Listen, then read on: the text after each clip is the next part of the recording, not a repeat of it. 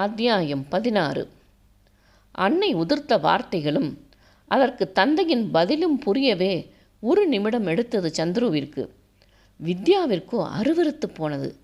இத்தனை நாள் மனதோறும் அவர் மீது சிறிய அன்பு இருந்தது. ஆனால் இன்றோ அவரின் வார்த்தைகள் என்னும் அசிங்கத்தை கேட்ட பின் கோபத்தோடு சந்துருவை பார்த்தாள். அவனோ பேயறைந்தது போல இருந்தான். அவனால் தான் கேட்ட வார்த்தைகளையும் அது தனது அன்னையிடமிருந்து வந்தது என்பதையும் நம்ப முடியாமல் மரம் போல நின்றான். அவனது நிலையை உணர்ந்து கொண்ட வித்யா வேகமாக சென்று கைகளை பற்றினாள். அதில் சுயத்திற்கு வந்தவன் முகத்தில் அத்தனை வலியுடன் பார்த்தான். அவனது அந்த முகமே மனநிலையை சொல்ல வித்யா எதுவும் பேசாமல் அப்படியே நின்றாள். கண்களை அழுந்த மூடி திறந்தவன் அறைக்குள்ள கதவை சாத்திக்கிட்டு இரு என்று அழுத்தமாக சொல்லிவிட்டு அங்கிருந்து வெளியேறினான். தந்தையை தேடியபடி மெதுவாக நடந்தவனின் மனம் வெறுத்து போயிருந்தது. அவனது எதிர்பார்ப்பை பொய்யாக்காது அருகே இருந்த பூங்காவில்தான் ஒரு மரத்தடியில் முற்றிலுமாக தொய்ந்து போய் அமர்ந்திருந்தார். மௌனமாக சென்று அவர் அருகே அமர்ந்தான். அவனை திரும்பியும் பார்க்காது கலங்கிய கண்களுடன் வெற்றிடத்தை பார்த்தபடி அமர்ந்திருந்தார். சற்று நேரம் அமைதியாக இருந்தவன் மெல்ல அப்பா என்றான். அவனை திரும்பியும் பார்க்காது, ஒரு ஆம்பளைக்கு இதை விட வேற என்ன அவமானம் இருக்க முடியும்? வளர்ந்த மகள் முன்னாடி வீட்டுக்கு வந்திருக்கிற மருமகளையும் அவனையும் சேர்த்து பேசுறது. இன்னும் என்ன இருக்குது சந்துரு எனக்கு வாழ்க்கையில்? அப்பா எனக்கு பேச முடியல. உனக்கு அதிர்ச்சியாக தான் இருக்கும். முதல் முறையாக கேட்குறல்ல, எனக்கும் அப்படி தான் இருந்ததும். ஏன்பா இப்படி? அம்மாவா இப்படி பேசுகிறாங்க? மகனை திரும்பி பார்த்தவர், இங்கே ஒருத்தரை அடித்து வீழ்த்தணும்னா அவங்க கேரக்டரை தவறாக காட்டிட்டா அவங்களால பேச முடியாதல்ல. அதைத்தான் ஆண் பெண் 2 பேருமே செய்கிறாங்க. தவறு செய்கிறவங்களுக்கு அதை அப்படியே கடந்து போயிடுவாங்க. ஆனால் தவறே செய்யாத அந்த மனங்கள் வாழ்நாள் முழுவதும் அந்த பழியை தூக்க முடியாமல் தூக்கி சுமக்க வேண்டியிருக்கு. அவரது கைகளை பற்றி கொண்டவன் கண்களில் ஒற்றிக்கொண்டு கண்ணீர் விட ஆரம்பித்தான். என்னால் முடியலப்பா. நான் உங்ககிட்ட அதிகமாக நெருங்காமல் எட்டியே இருந்திருக்கேன். பல நேரம் உங்களோட பல விஷயங்களை பகிர்ந்து கொள்ளணும்னு நினச்சிருக்கேன். ஆனால் சின்ன வயசுலேருந்து அம்மா சொல்கிறத விதத்தை பார்த்து நீங்கள் குடும்பத்தை கவனிக்காதவர், பொறுப்பில்லாதவர்னு நினச்சி ஒதுங்கி இருந்திருந்தேன். யாருப்பா சொன்னா பெண்களுக்கு மட்டும் கஷ்டத்தை அனுபவிக்கிறாங்கன்னு? இதோ இத்தனை வருட வாழ்க்கைக்கு பின்னும் மனைவியால் கேவலப்படுத்தப்பட்டு கூனி குறுகி நிற்கிறேன். நான் நினச்சிருந்தா எல்லாத்தையும் விட்டுட்டு நிம்மதியாக போயிருக்க முடியும். என் குழந்தைகளுக்கு தாய்ப்பாசம் வேணும்னு நினச்சேன். அது என்னை எங்கே கொண்டு வந்து நிறுத்தியிருக்குன்னு பாரு. அவர் முகத்தை பார்த்து, அம்மா ஏன்பா இப்படி பேசுகிறாங்க? எப்போவுமே இப்படித்தான் பேசுவாங்களா? நம்ம வீட்டுக்கு என்னுடைய சொந்தங்கள் எத்தனை முறை வந்திருப்பாங்க எத்தனை வருஷத்தில்? ஒரு 10 முறை இருக்குமா? ஏன் அவங்க யாரும் வர்றதில்லைன்னு யோசித்து பார்த்துருக்கியா சந்துரு? யோசிச்சிருக்கேன். அம்மா கிட்ட கேட்டிருக்கேன்ப்பா. அவங்க எல்லாரும் கெட்டவங்க அப்படின்னு சொல்லியிருப்பாளே, நம்மளை மதிக்க மாட்டாங்கன்னு சொல்லியிருப்பாளே. ஆமாம்ப்பா, உண்மை அது இல்லை. என்ன நானே அவங்க எல்லோருக்கிட்டேருந்தும் ஒதுக்கிக்கிட்டேன். ஏன் தெரியுமா? மஞ்சு பிறந்தப்ப எங்கள் வீட்டில் ஒரு விசேஷம். உங்கள் அம்மா பிள்ளைகளோட உட்காந்துருப்பாளே தவிர யாரோடையும் அதிகமாக கலந்து பழக மாட்டா. அதனால் எங்கள் அண்ணி அவகிட்ட நேரடியாக கூப்பிட்டு சொல்லிட்டாங்க, இப்படி ஒதுங்கி இருக்காத, பார்க்க நல்லா இல்லைன்னு. அது உங்கள் அம்மாவுக்கு பிடிக்கல. முகத்தை தூக்கி வச்சுக்கிட்டு நின்றுட்டு இருந்தா. நானும் எங்கள் அண்ணனும் எல்லா வேலைகளையும் செஞ்சுக்கிட்டு இருந்தோம். அப்போ எங்கள் அண்ணியும் பிரேமாவும் 2 பேருக்கும் மாற்றி மாற்றி வேலை சொல்லிக்கிட்டே இருந்தாங்க. அப்படி அண்ணி என்கிட்ட சொல்லிக்கிட்டு இருந்தப்ப இவன் நேராக எல்லார் முன்னாடியும் என் கையை பிடிச்சி இழுத்துட்டு போய், உங்கள் அண்ணியை வச்சிருக்கியா? அவள் கூட எந்த நேரமும் சுற்றிக்கிட்டு இருக்கேன்னு கேட்டு என் தலையில் இடியை தூக்கி போட்டா. அப்பா, அதிர்ச்சியாக இருக்குல்ல? அன்னைக்கு எனக்கும் அப்படி எப்படி இருந்திருக்கும்னு நினச்சிப்பாரு. அவளை அடிக்க கையை ஓங்கிட்டேன்.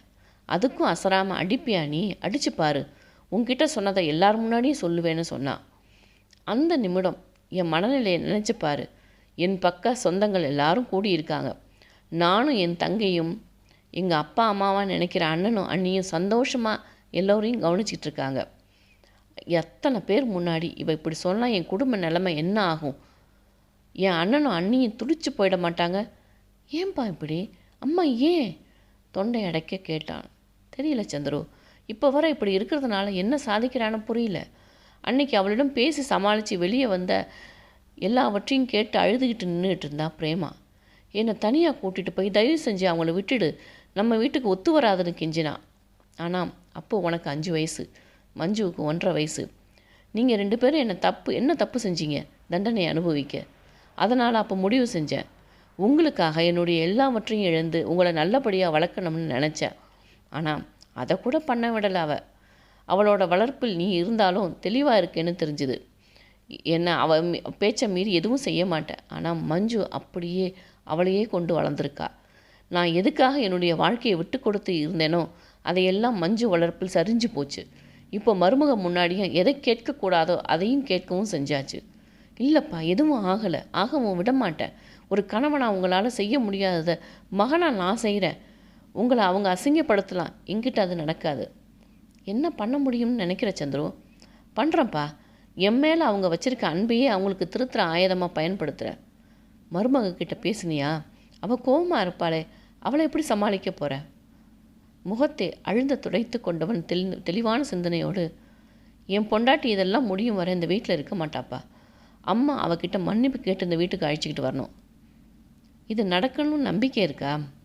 உங்களுக்காக செய்வேன்ப்பா. நீங்கள் நம்ம கிருஷ்ண விலாசில் போய் வெயிட் பண்ணுங்கள், நான் அவளை அழைச்சிட்டு வரேன் என்று எழுந்து கொண்டான். நம்ம வீட்டு பிரச்சனை முடியும் வர வித்யாவை அவங்க வீட்டுக்கு அனுப்ப போகிற? அது நல்லது இல்லையே சந்துரு. அப்போ எங்கே அப்பா அனுப்புறது? காந்தி வீட்டுக்கு அனுப்பு. இப்போ தானே நீங்கள் 2 பேரும் அங்கே போயிட்டு வந்தீங்க. அவளுக்கு முல்லையோடு இருக்கிறது கொஞ்சம் ஃப்ரீயாக இருக்கும். சித்திக்கு என்னப்பா சொல்கிறது என்றான் தயக்கமாக. அவனை நிமிர்ந்து பார்த்தவர், காந்திக்கும் சந்தானத்துக்கும் எல்லாமே தெரியும். அன்னைக்கு பிரேமா கூட அவங்களும் இருந்தாங்க. இப்போ வரை எனக்கு ஆதரவாக இருக்கிறது சந்தானம்தான். அதனால் நீ எதுவும் சொல்லாமல் உங்கள் வீட்டுக்கு வித்யாவை அனுப்புகிறேன்னு மட்டும் சொல்லு. அவங்க வேறு எதுவும் கேட்க மாட்டாங்க. எத்தனை நாளைக்கு சித்தி வீட்டிலே இருக்க முடியும்? பார்ப்போம் சந்துரு. வித்யா கிட்ட நீ தெளிவாக பேசிடு. அவளுக்கும் உன் மேலே நம்பிக்கை இருக்கணும். கொஞ்ச நாளைக்கு காந்தி வீட்டில் இருக்கட்டும், அப்புறம் அவங்க வீட்டில் இருக்கட்டும். அதுக்குள்ளே நீ நினச்சதை நடத்தி காட்டு. சரிப்பா, நீங்கள் போங்க, நான் அவளை அழைச்சிட்டு வரேன் என்று கிளம்பினான். அவர் அந்த பக்கம் சென்றதும் வீட்டை நோக்கி நடந்தவனின் மனம் இறுகி போனது. அம்மாவை எப்படி திருத்துவது என்கிற எண்ணத்தோடு நடந்தான். வீடு விரிய திறந்திருந்தது. ஹால் சோஃபாவில் மஞ்சு அமர்ந்திருந்தாள். அவளை திரும்பியும் பார்க்காமல் தனது அறைக்கு சென்று கதவை தட்டி, வித்யா கதவு தர என்றான். அவள் திறந்ததும் கதவை அரைந்து சாத்திவிட்டு அவளை தன் கையணைவில் வைத்து கொண்டவன் அவளது விழிகளை நோக்கினான். அவளும் நேராக அவனது விழிகளை பார்த்தாள். உள்ளுக்குள் அவன் அம்மாவை எதுவும் பேசாதது கனன்று கொண்டிருந்தது. அவளை இறுக அணைத்து கொண்டவன், உனக்கு என் மேலே கோபம் இருக்கும் விது. அதை தீர்க்க வேண்டிய பொறுப்பு எனக்கு இருக்குது. நான் உனக்கு நல்லது தான் செய்வேன், நம்பிக்கை இருக்கா என்றான் அவளது முகத்தை நிமிர்த்தி. வெறுமனே தலையசைத்தாள். உன்னை பேசினதுக்காக நான் அவங்கள எதிர்த்து பேசியிருந்தா இந்த பிரச்சனை சரியாகாது. இங்கே அடிப்படையே ஆட்டங்கண்டு இருக்குது. அதனால் மொத்தமாக அதை சரி செய்ய முடிவு பண்ணிட்டேன். அதுக்கு உன்னுடைய ஒத்துழைப்பு தேவை. அவன் ஏதோ முடிவு செய்து விட்டான் என்பதை உணர்ந்து கொண்டவள், என்ன செய்யணும்னு சொல்லுங்கள். நீ கொஞ்ச நாள் இந்த வீட்டில் இருக்கக்கூடாது. புரியல? நான் சொல்கிறவரே நீ சித்தி வீட்டில், அதுக்கு பிறகு உங்கள் வீட்லேயும் இருக்கணும். ஏன்? சில தவறுகளை நேர் செய்யணும். அதோட உன்னுடைய மரியாதையும் காப்பாற்றணும். எப்போ உன் மேலே அசிங்கமான குற்றச்சாட்டை வச்சாங்களோ இனி நீ இங்கே இருக்கக்கூடாது. இழந்த மரியாதையோடு திரும்பி இந்த வீட்டுக்கு வரணும். உங்கள் எண்ணம் புரியுது. ஆனால் இதெல்லாம் சீக்கிரம் நடந்துடும்னு நினைக்கிறீங்களா? நடக்க வைப்பேன். நீண்ட பெருமூச்சுடன், உங்களை நம்புகிறேன், நான் என்ன செய்யணும்னு சொல்லுங்கள் என்றாள். சீக்கிரம் உன்னுடைய துணிமணிகள் எல்லாம் எடுத்து வச்சுட்டு கிளம்பு, உன்னை பஸ் ஏற்றி விடுறேன். என்றவள் அவனது கரங்களை பற்றி, ரொம்ப அழுத்தமாக ஃபீல் பண்ணாதீங்க, எல்லாம் சரியாகும் என்றாள். இறுகிய முகத்தோடு, பண்ண வைப்பேன், எல்லாமே சரியாகும் என்றான் அவளது விரல்களை நெரித்து. அவளுக்கு அவனை எண்ணி பாவமாக இருந்தது. அதன் பின்னர் மடமளவென்று தனது பையை தயார் செய்து கொண்டு அவனோடு கிளம்பினாள். இருவரும் அறையை விட்டு வெளியே வர அப்பொழுதும் மஞ்சு அங்கேதான் அமர்ந்திருந்தாள். அவளை அழைத்து கொண்டு வெளியே வந்தவன் நேராக கிருஷ்ணவிலாசிற்கு சென்றான். இங்கோ வித்யாவை பையுடன் அழைத்துச் சென்றதை பார்த்து அவசரமாக அன்னையிடம் ஓடி சென்று கூறினாள். நான் சொன்னதில் அவளை அனுப்பிட்டானா? தெரியலம்மா, ஆனால் அவள் சோகமாக இருந்தா. விடு, அவள் திரும்பி வரத்துக்குள்ளே இவனை சரி பண்ணணும் என்று சொல்லி எழுந்து கொண்டார். கிருஷ்ணவிலாசில் அவர்களுக்காக காத்து கொண்டிருந்தார் சுகுமாரன். இருவரும் ஒருவிதமான இறுக்கமான மனநிலையோடு வந்து சேர்ந்தனர். வித்யாவிற்கு அவரை பார்க்கவே பரிதாபமாக இருந்தது. அதிலும் மாமியாரின் வார்த்தைகள் நினைவிற்கு வர சங்கடமாக உணர்ந்தாள். அவருக்கும் அப்படியே இருந்தது. இருவரின் மனநிலையை உணர்ந்து கொண்ட சந்துரு வித்யாவை தன் அருகே அமர்த்தி கொண்டு, என்னை 2 பேரும் மன்னிச்சிடுங்க, இத்தனை நாள் கண்மூடித்தனமான அன்பில் எதையும் கவனிக்காமல் விட்டுட்டேன். எல்லாத்தையும் நான் சரி பண்ணுறேன் அப்பா என்றான். சுகுமாரன் மகனை ஒரு பார்வை பார்த்துவிட்டு வித்யாவிடம் திரும்பியவர், என்னையும் என் மகனையும் தவறாக நினைக்காதம்மா.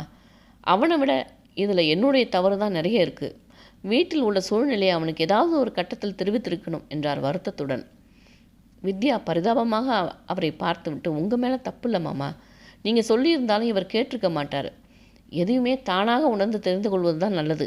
என்ன இப்படி ஒரு பழியை அத்தை போடுவாங்கன்னு கொஞ்சமும் நினைக்கல என்றாள் கலங்கிய குரலில். அவள் சொன்னதும் அங்கிருந்த அனைவருக்கும் முகம் சுருங்கி போனது. சந்துருவிற்கு அவமானமாக இருந்தது. தனது வீட்டு சூழல் இப்படி இருக்க அவளை எத்தனை கேவலமாக பேசினோம் என்று வெட்கமடைந்தான். அவர்கள் மற்றவற்றை பேசிக்கொண்டிருக்க ஆர்டர் செய்த உணவுகள் வர அவளிடம் நகர்த்தியவனைக் கண்டு, இன்னொரு விஷயம் என்றவளை இருவரும் பார்க்க, இந்த ஒரு மாதமாக அத்தை எனக்கு கொடுத்தது காலையில் 2 இட்லியும் மதியம் ஒரு பிடி சோறும் தான். காஃபி கூட ராஜா அக்காவுக்கு கலக்கிற மாதிரி தான் கலந்து தருவாங்க. அப்போது நான் இதை சொல்லியிருந்தா உங்களால் அதை ஏற்றுக்கிட்டு இருக்க முடியாது. அவள் சொன்னவற்றை கேட்டு அதிர்ந்து போய் பார்த்தான். சுகுமாரனுக்கு மனைவியை எண்ணி அவமானமாக இருந்தது. என்னம்மா அது, சாப்பாடு போடுறதுல கூடவா அம்மா இதெல்லாம் பண்ணுறாங்க என்றான். எனக்கும் அதே தான் சந்துரு. அவள் மனசில் என்ன இருக்குன்னே தெரியல. இத்தனைக்கும் அவங்க வீட்டில் நல்லா தான் வளர்ந்தாங்க. காந்தி கிட்ட பலமுறை கேட்டிருக்கேன், ஏதாவது பிரச்சனை இருந்திருக்கான்னு. ஆனால் அவள் அங்கேயும் அப்படித்தானு சொல்கிறா. இறுகிய முகத்தோடு, சரி செய்கிறேன், எல்லாவற்றையும் சரி பண்ணுறேன். ஆனால் அப்பா, நீங்கள் நான் சொல்கிறபடி கேட்கணும். அவங்க மேலே இறக்கப்படவோ உதவி செய்யவோ நினைக்கக்கூடாது. அப்படி இருக்க முடியும்னா இங்கே இருங்க, இல்லைன்னா நீங்களும் எங்கேயாவது புனித யாத்திரை போயிட்டு வாங்க. அதுக்குள்ளே இதெல்லாம் முடிச்சு வைக்கிறேன். அவன் சொன்னதை கேட்டு, என்ன சொல்கிறீங்க, விட்டுடு வித்யா, இதுக்கு மேலே என்னால் எதையும் பேச முடியாது. எனக்கு அவமானமாக இருக்குது. ஆனால் அதே சமயம் அவங்க என் அம்மா. ஒரு பிள்ளை தவறு செய்தால் அம்மா கண்டித்து மாற்றுவாங்க இல்லையா? அதுபோல் நானும் என் அம்மாவை மாற்றி எல்லாவற்றையும் சரி பண்ணுறேன் என்றான் அழுத்தமாக.